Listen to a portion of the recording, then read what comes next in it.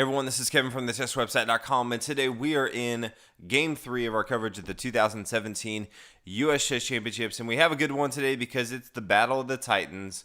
We have Wesley and Fabiano Caruana, number 2 and 3 ranked player in the world, so it's going to be a good one. We have Wesley playing the white pieces and Fabiano Caruana playing the black pieces.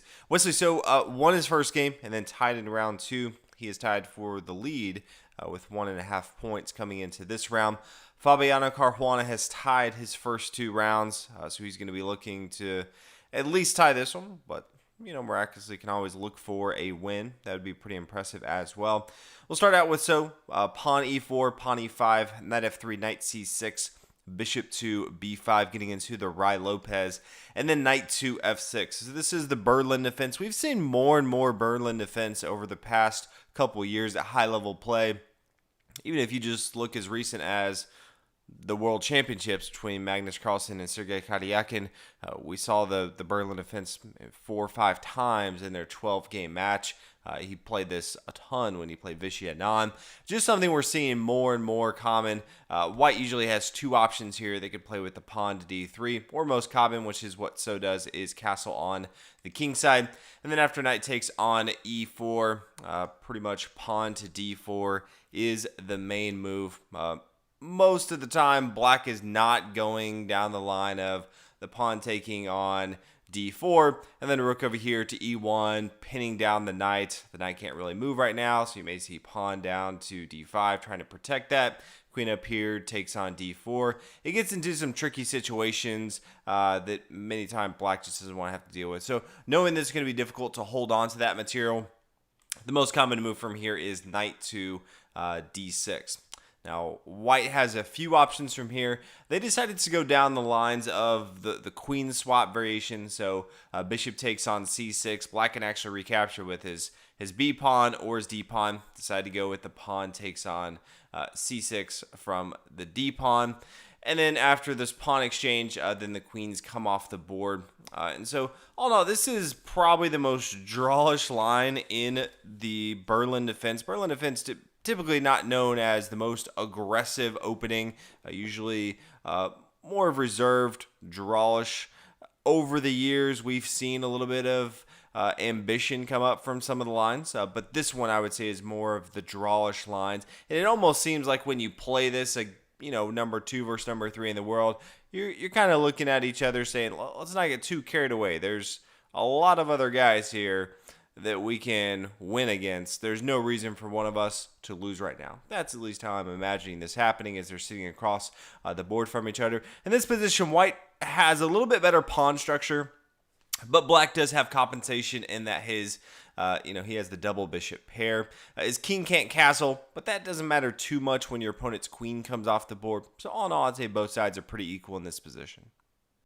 So it continues with pawn to h3.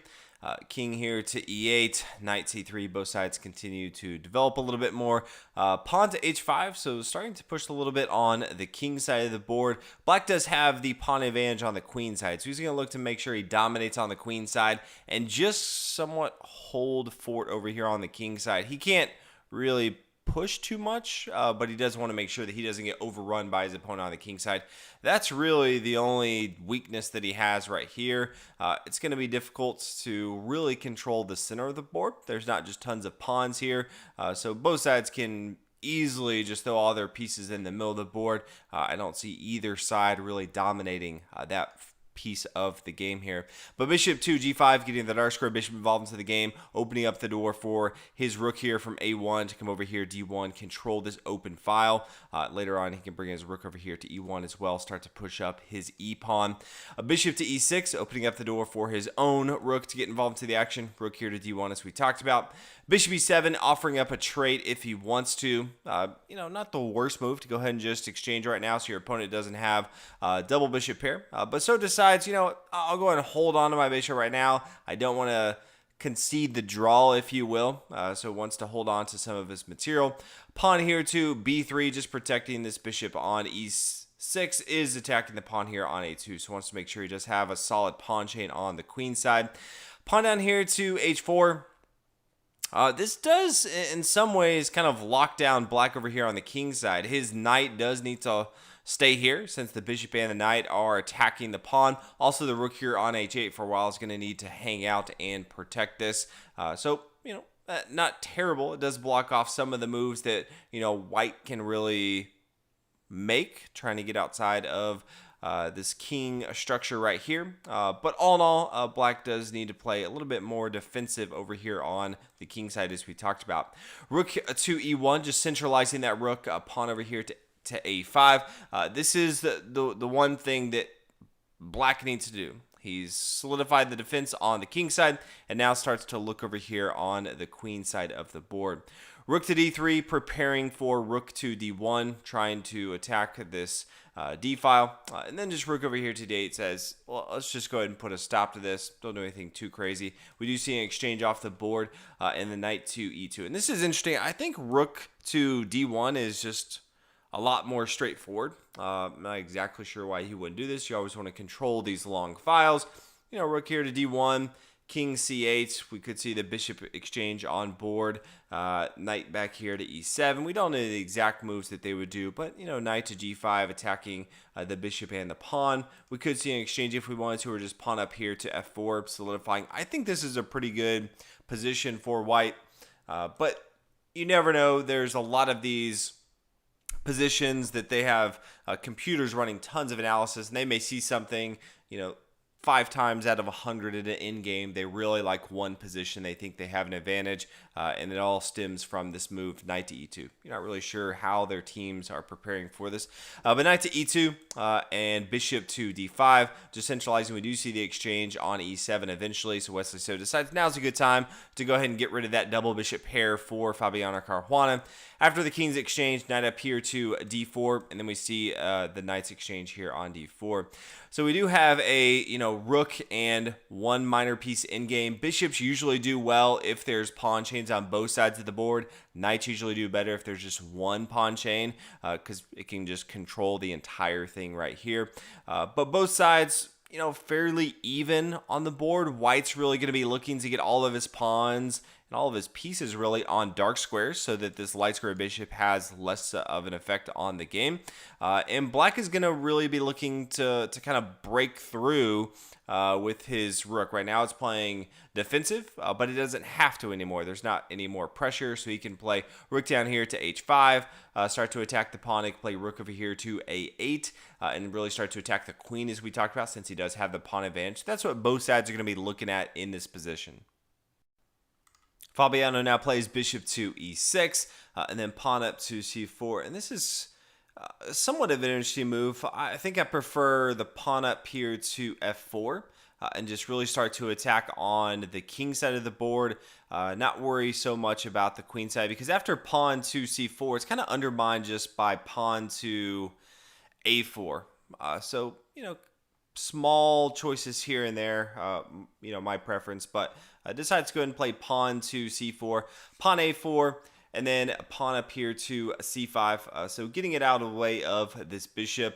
This is a nice little square here on c5. Does limit some of the squares that the king can go to if this pawn is no longer here, and make sure that there's not too much that the pawns can do as far as pushing forward. It's going to stop that right away.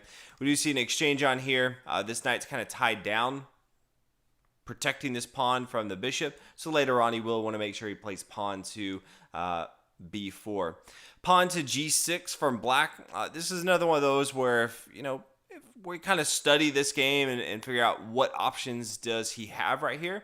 I think rook to a8 makes a lot of sense. It is the one, open file where he can get behind enemy lines. The other open file is the d file, but he's not going to get past this knight right here. This knight can't come over here and block off the rook on the a file, so he can easily get behind enemy lines if he wants to. He could play rook down here to a3, put more pressure on this pawn on b3 if he wanted to.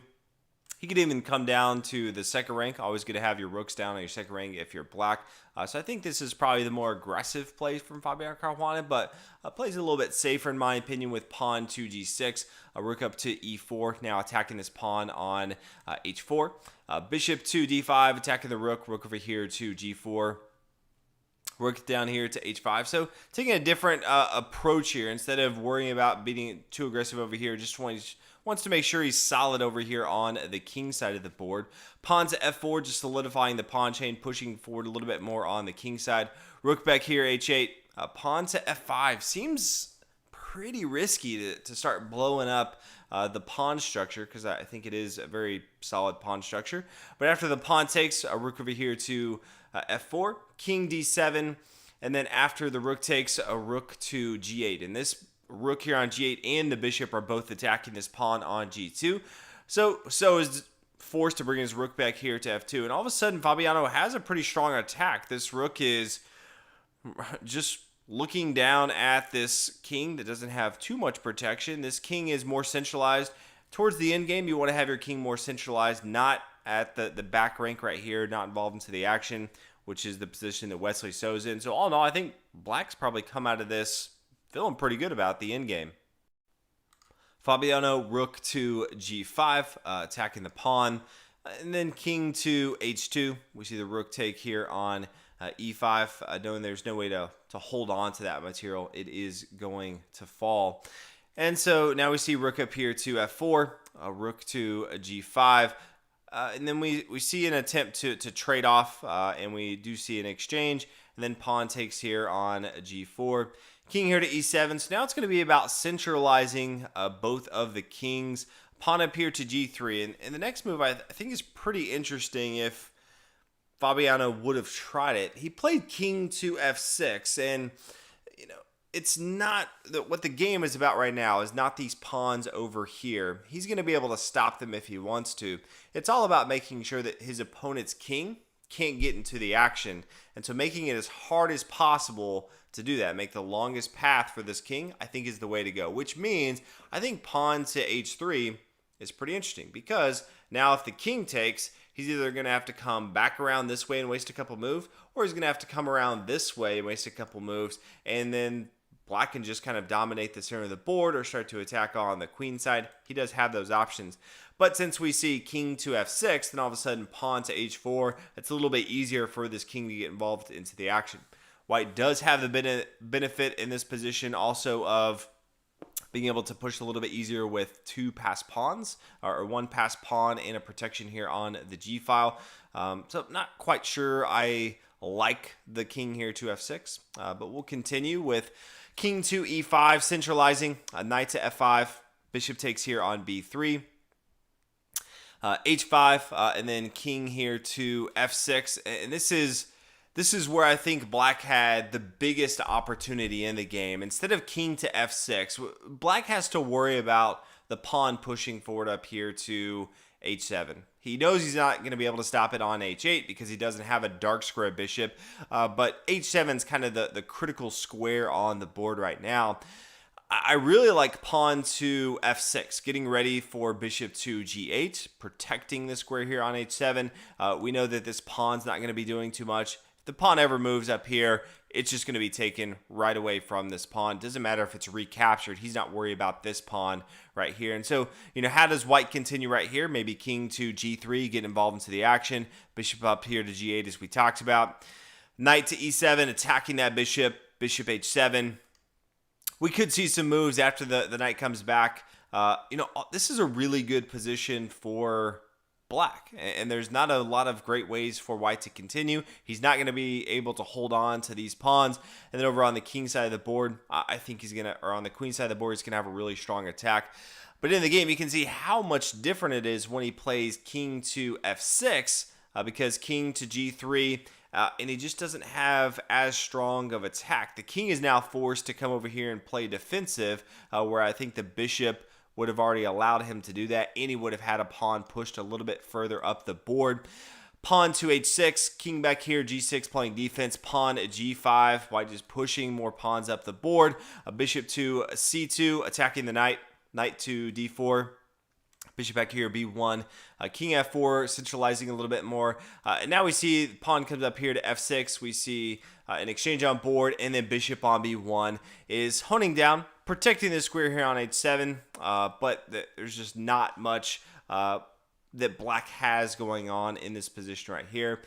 pawn to b6, and they decide that both sides don't really have a lot going on, so we do see some exchange on the board. There's no way for white to continue up more, so he decides, I'm going to go ahead and give up that pawn, and then after king to d5, pawn to c4, and we see a draw in the game.